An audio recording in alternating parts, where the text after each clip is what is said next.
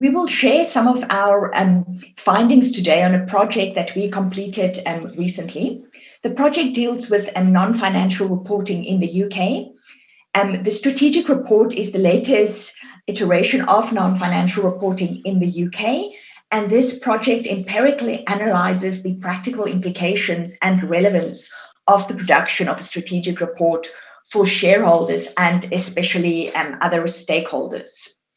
So the outline that we will follow during the next 15 minutes is on the slide.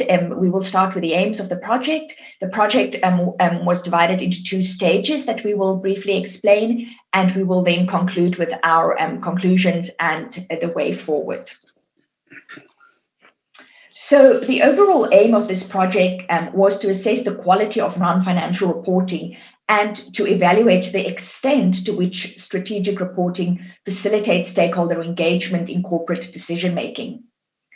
The study carries various benefits for stakeholders, companies, and private sector actors, such as investors and banks, and also other stakeholders, as it will assist them in using the information provided in the company's report to exert influence over board decision-making.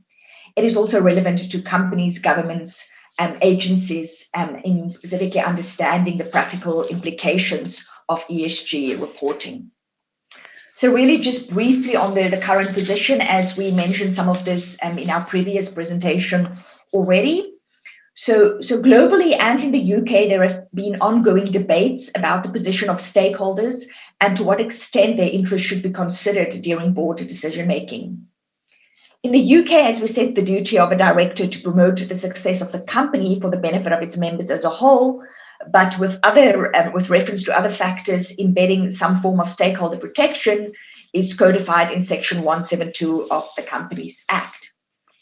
Even so, the UK corporate governance system is one characterised by shareholder primacy, and the shareholders are the ultimate beneficiaries of directors' duties. Stakeholders have some protection through disclosure and reporting requirements, and the latest corporate governance code makes provision for various stakeholder engagement mechanisms. So to move on then to the stages of the project, in stage 1, stage 1 provides concrete evidence on compliance with the provisions of a strategic report in 2016 and 2015 and 16. We looked at the FTSE 100 companies and coded the compliance with the aspects that they are supposed, the non-financial issues that they are supposed to deal with in their strategic reports. So it measured the type of information transferred from the company to the stakeholders based on the strategic report. We then moved to stage 2, and during this stage, we conducted qualitative interviews with stakeholders to measure the quality and the substance of the information that they received from the company in the strategic report. 12 individuals took part, including stakeholders and also other interested parties. So conclusions on whether the views of the stakeholders are in line with the results of stage 1 were then formed during this stage.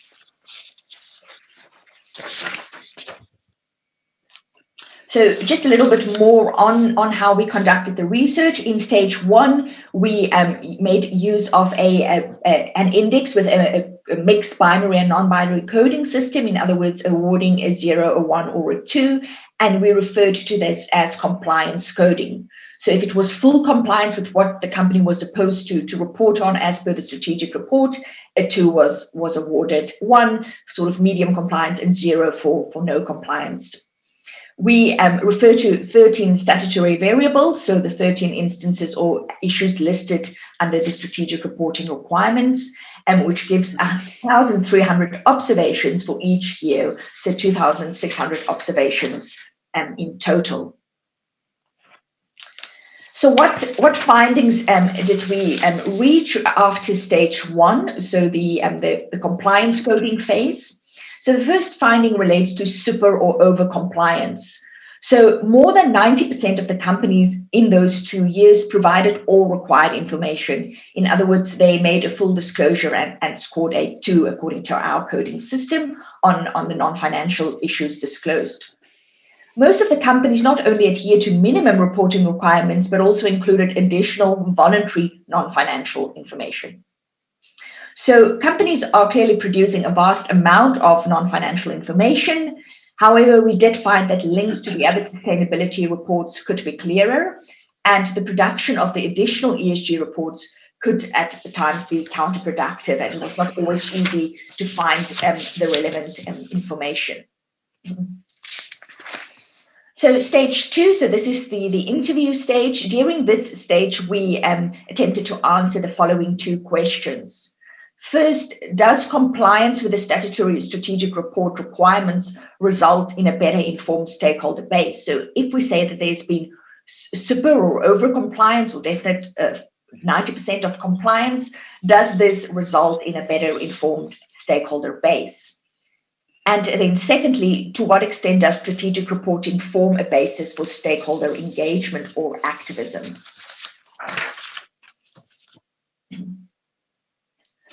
So to move on to the findings based on the interviews, firstly, dealing with the first 3 bullet points, the levels of disclosure are adequate, but the quality is not always. Firstly. Secondly, there's been a lack of standardization of non-financial reporting, and this is a key problem. And finally, the information is not in one place and it is not always well signposted.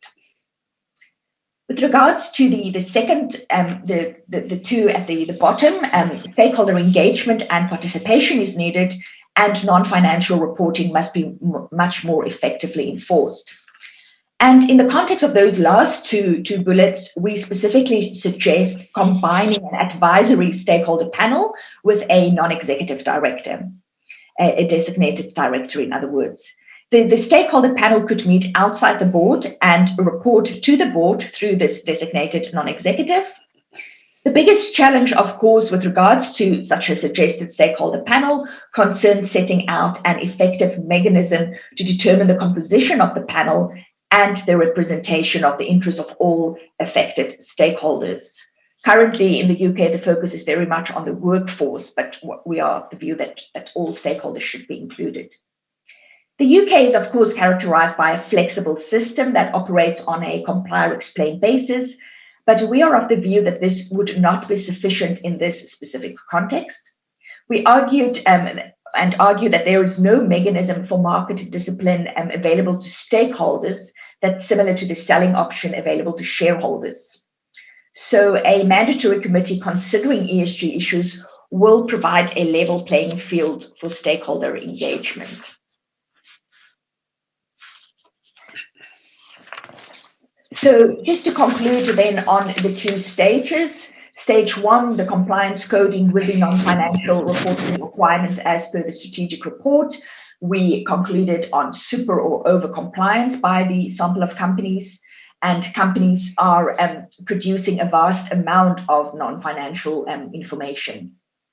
With regards to stage 2, the strategic report could be more useful as stakeholders are not always receiving the relevant quality information. Statutory compliance does not necessarily mean quality reporting. And finally, disclosure is not enough, and engagement or participation mechanisms for all stakeholders are indeed required. I will now hand over to Professor MacNeil to say a little bit of where we are now.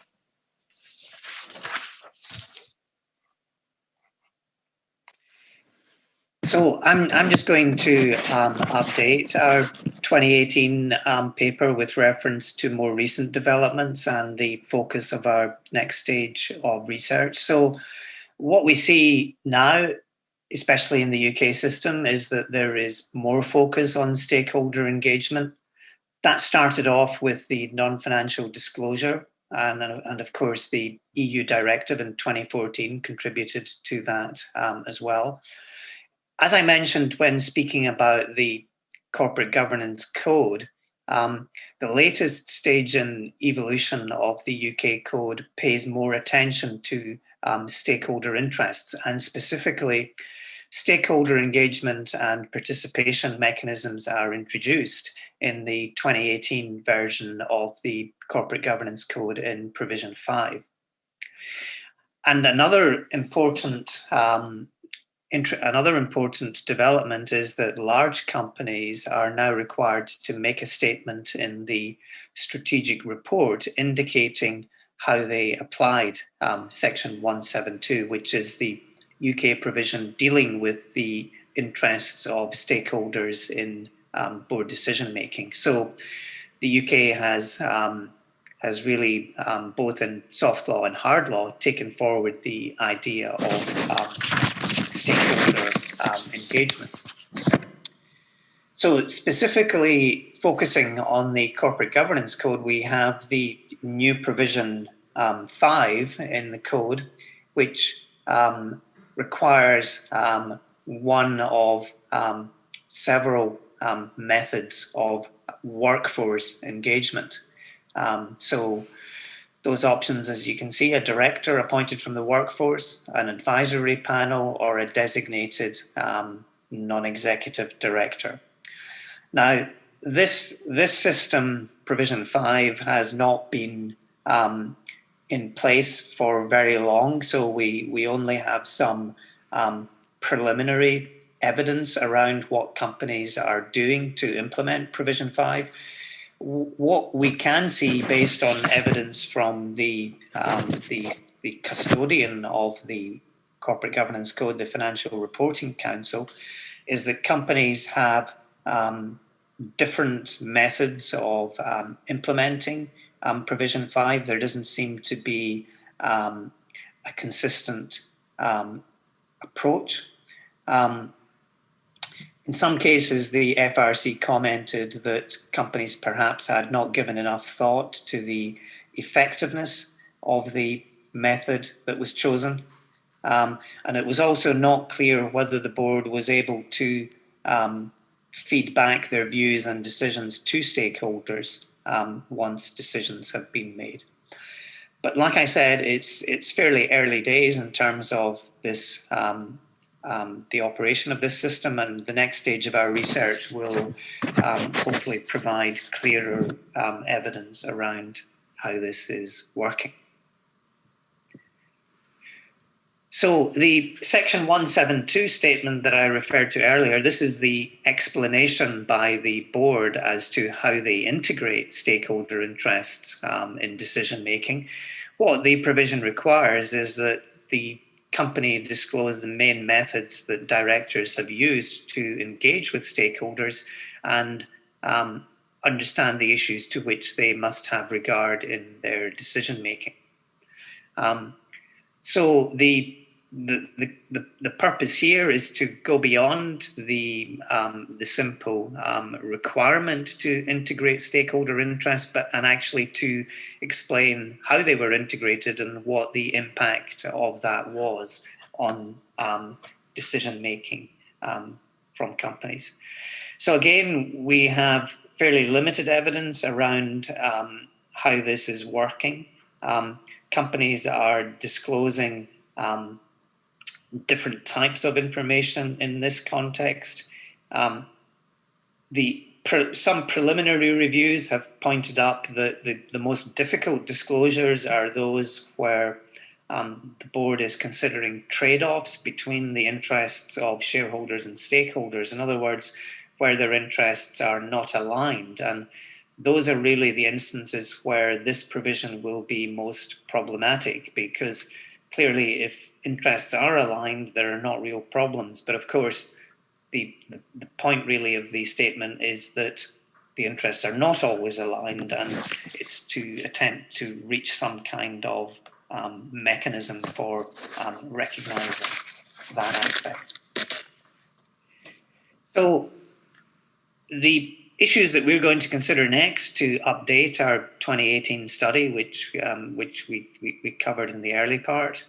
So we want to consider whether relying on an outcome is the appropriate technique, or whether we need more control. So the existing statutory framework simply aims for a good outcome. In other words, the board should consider stakeholder interests. Whereas what Section 172 is pointing towards is more control. Now, in the form that the current intervention is structured, the control is relatively light, but there is discussion around whether some further measure of control is required. Now, if things move in that direction, we would ask the question, should the control take the form of further process controls or simply rely on disclosure? So process controls would perhaps be some further specification of board representation mechanisms for stakeholders, or further specification of specific procedures that boards follow when considering stakeholder interests. As things stand, the board has a broad discretion about how to integrate these issues, but there's quite a lively debate around whether further action is perhaps needed. So we're going to address these issues in the next stage of our study, and we'll hope to update on that in due course. So thank you very much for your attention, and once again, very happy to take any questions or comments.